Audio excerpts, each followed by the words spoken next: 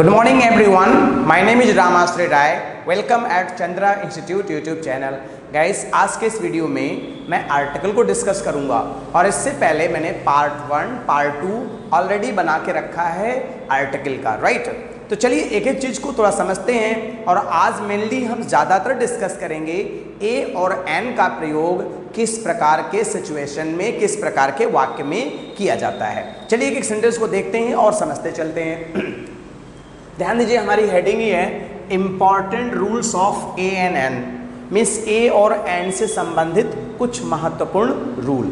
चलिए देखते हैं। अब ध्यान दीजिएगा, पहला रूल है एक्सक्लेमेटरी वाक्यों में। ध्यान दीजिएगा, आपका ये व्हाट है, व्हाट के बाद ए और एन का प्रयोग करते हैं। मतलब एक्सक्लेमेटरी वाक्यों में, राइट, व्हाट के बाद हम ए और एन का प्रयोग करते हैं। इस रूल को याद रखिएगा। जैसे हमने कहा कि what a grand building, my God, मैंने एक बिल्डिंग देखा, हमने कहा wow what a grand building, right? एक विलियम शेक्सपियर का बहुत अच्छी लाइन है, हैमलेट की है, कि उसने कहा oh my God what a piece of work is man. हे भगवान, इंसान कितना अद्भुत प्राणी है, कहता कुछ और है, करता कुछ और है ना, दिखता कुछ और है और होता कुछ और है, राइट? तो एक्सक्लेमेटरी वाक्यों में भी हम आर्टिकल का प्रयोग करते हैं। कहते हैं ना व्हाट एन आइडिया, है ना, what a man, what a plan. इस प्रकार से वाक्य हम लोग बनाते हैं। चलिए अब देखिए, दूसरा रूल है प्रति माह या प्रति वस्तु की कीमत के संदर्भ में ए और एन का प्रयोग करते हैं। जैसे लोग कहते हैं ना कि भाई मैं एक महीने में 15,000 कमाता हूँ, राइट? एक महीने में मैं 50,000 कमाता हूँ, राइट? जो आपकी वंदे भारत ट्रेन है एक घंटे में, है ना, एक घंटे में 100 किलोमीटर चलती है।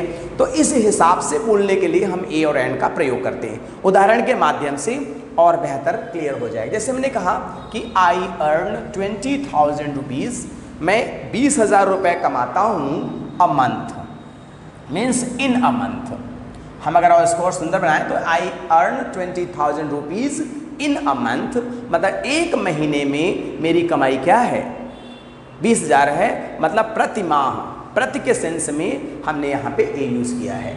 अब देखिए, this train runs 100 kilometres an hour, right? Vande Bharat train है, 100 किलोमीटर चलती है कितने घंटे में? प्रति घंटे। मतलब प्रति का मतलब होता है एक घंटे में 100 किलोमीटर चलती है। आई होप समझ में आ रहा होगा।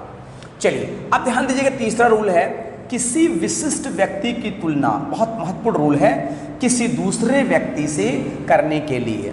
जैसे कभी कभी क्या होता है, आपने सुना होगा कि कोई लड़का अच्छा क्रिकेट खेलने लगता है, राइट?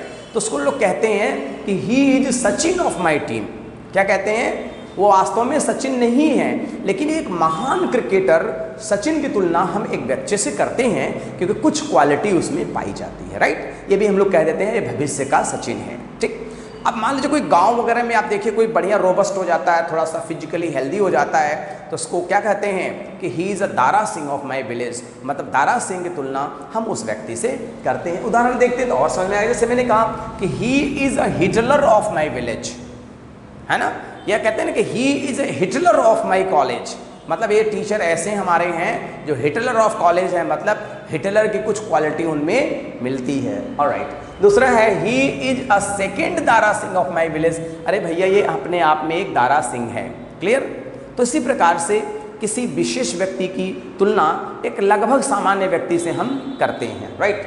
अच्छा, देखते हैं नंबर रूल 4 है जब वाक्य में वर्ब का प्रयोग नाउन की तरह किया जाए। कई बार ये कन्फ्यूजन हो जाता है ना, जैसे he went for a walk, अरे ये वर्ब है तो ए कैसे लग गया? तो ये वर्ब एक्चुअली नहीं हो पाता है, फिर ये अ लग जाने के बाद ये नाउन की तरह काम करने लगता है, राइट? जैसे हमने कहा he goes for a walk. अब देखिए, ये जो अ वॉक है कि क्या है, walk is used as noun. इस सेंटेंस में वॉक का प्रयोग नाउन की तरह किया गया है। गो फॉर अ वॉक मतलब टहलने के सेंस में, ठीक? जैसे he had a long talk. कैसा टॉक? Long talk. किसके साथ? With him. तो यहाँ भी टॉक किसके रूप में प्रयोग किया गया है? Used as noun. I hope समझ में आ रहा होगा गाइस। अब देखते हैं, कुछ फ्रेजेस में ए और एन का प्रयोग होता है। कई बार बोलते समय, लिखते समय हमको यही नहीं समझ में आता है कि जो मैं लिख रहा हूँ ये कहाँ से आ गया। तो गाइस आप चिंता मत करिएगा, राइट? आप बिल्कुल परेशान मत होइए, एक्चुअली वो फ्रेज होता है। जैसे देखते हैं उदाहरण के लिए, जैसे इन हरी, आई एम इन हरी। कोई पूछा भाई ए क्यों लगा दिया, तो कह दीजिए साहब फ्रेज है ये, राइट। फिर अब एक वर्ड है दूसरा, इन अ नट शेल, बड़ा अच्छा वर्ड है, कभी कभी एग्जाम में दे देता है। तो नट शेल माने होता है शॉर्ट में, संक्षिप्त में। आगे देखते हैं मेक अ नॉइज, अक्सर हम लोग प्रयोग करते हैं, hey don't make a noise, don't make a noise. क्या बोलते हैं? Don't make a noise. Keep a secret, क्या रखो भैया? सीक्रेट रखो, शांति बनाए रखो। एट स्टोन्स थ्रो, इसका प्रयोग क्यों किया गया है? इट स्टोन थ्रो का मतलब होता है बहुत नज़दीक।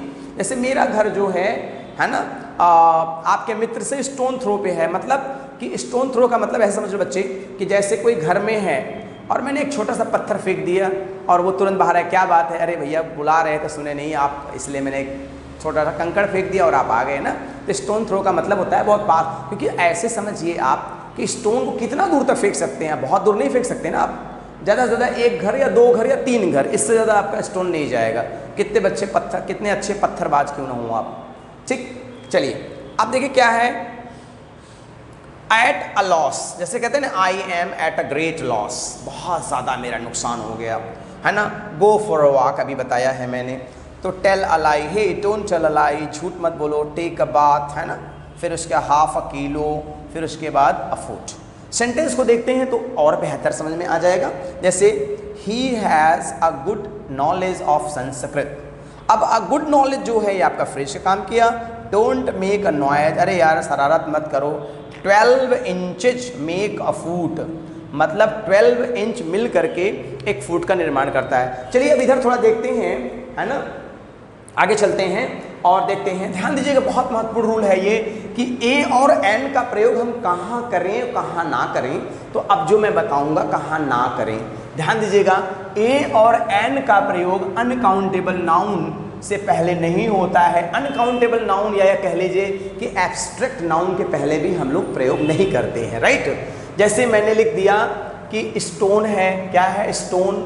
स्टोन, और जैसे जो ये मटेरियल के रूप में प्रयोग होगा तो कहीं से भी इसका प्रयोग, इसके पहले ए और एन का प्रयोग नहीं होगा। लेकिन मैं आगे बताऊंगा कि अगर इनको हम काउंटेबल बना दें, जैसे मान लीजिए आपका मकान बन रहा है और आप 5 ईंट घट गया है, तो ये काउंटेबल हो जाए। आपने कहा कि sir please give me 5 pieces of, है ना, या प्लीज़ गिव मी 5 ब्रिक्स। लेकिन जब सामान्य रूप से मटेरियल के रूप में प्रयोग किया जाता है तो वहाँ पे, है ना, कोई भी आर्टिकल नहीं लगता है। तो जैसे ब्रिक हो गया, ब्रिक माने ईंट हो गया। अब दूध हो गया, गिव मी अ मिल्क, एक दूध दे दीजिए, ये कैसे संभव है, राइट। वाटर, गिव मी अ वाटर, संभव नहीं। Give me a wine, luck, है ना। जितने भी एब्स्ट्रैक्ट नाउन भी हैं वो भी उनके पहले भी हम नहीं लगाते हैं। इसको थोड़ा मैं समझाना चाहूँगा कि ध्यान दीजिएगा। जैसे ये मान लीजिए पानी है कहीं पर, और जब इसको पानी को आपने पात्र में रख दिया, किस में रख दिया? पात्र में रख दिया। तब अब आप कह सकते हैं कि please give me a glass of water, ठीक। अब जैसे मान लीजिए चावल है, चीनी है, तो इसका प्रयोग सामान्यतः अनकाउंटेबल के रूप में प्रयोग होगा।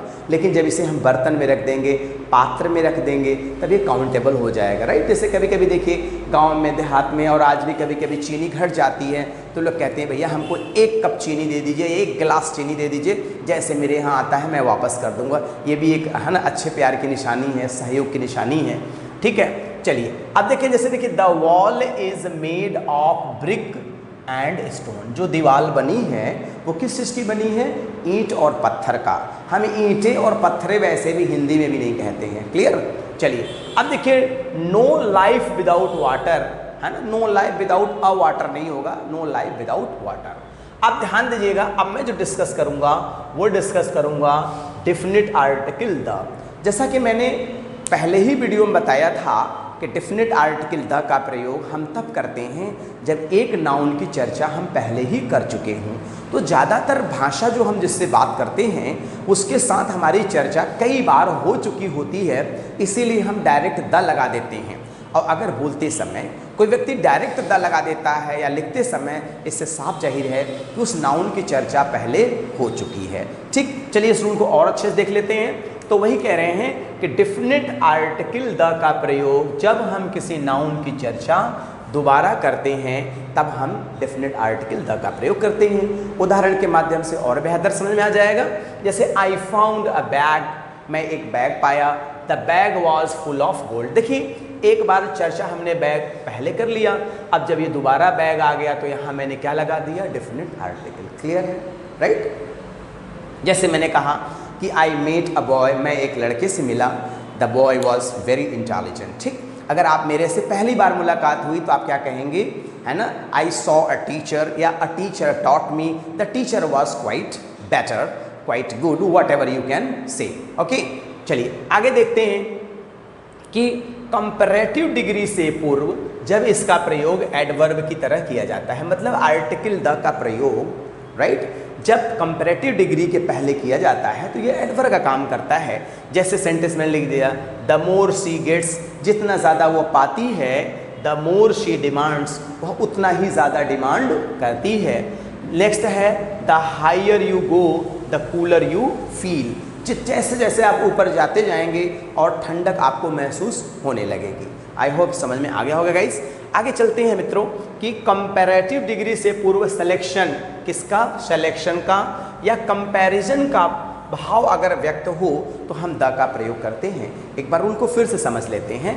कंपैरेटिव डिग्री से पूर्व, राइट, कोई कंपैरेटिव डिग्री हो, बेटर हो, राइट, वर्स हो या जो भी हो, और उसमें क्या सिलेक्शन या कंपैरिजन का भाव व्यक्त हो तो हम द का प्रयोग करते हैं। क्लियर है, चलिए देखते हैं एग्जाम्पल के माध्यम से कि जैसे he is the stronger of the two. देखिए यहाँ पे क्या है, he is the stronger of the two, selection की बात हो रही है।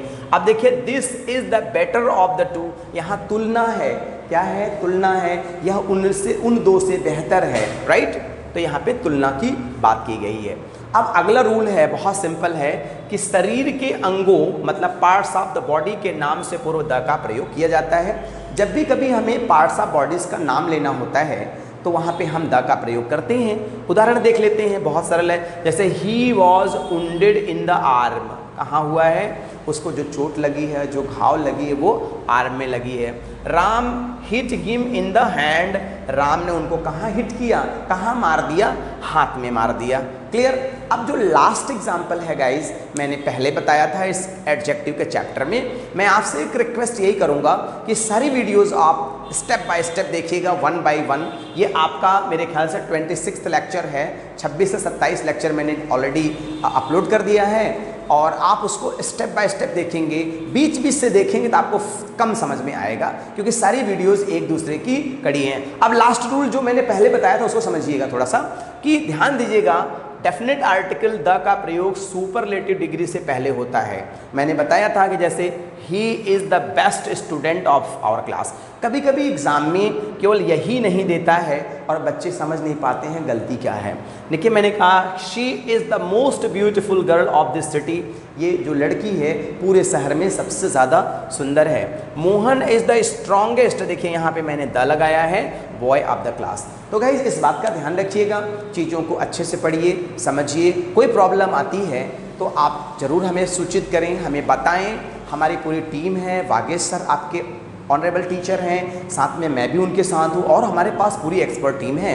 कोई प्रॉब्लम है तो आप मुझे मैसेज करें, कॉल करें, हम उसको और बेहतर करने की कोशिश करेंगे। लेकिन मैं आपसे एक चीज़ और कहना चाहूँगा कि जब आप पढ़ेंगे, मेहनत करेंगे, लिख लिख करके पढ़ेंगे, समझेंगे, पूरी एक्सरसाइज करेंगे, ईमानदारी से करेंगे, तो मैं आपको एश्योर करता हूँ कि आपको प्रॉब्लम कम आएगी। All right guys, thanks for watching this video. All right, take care, good day all, thank you all.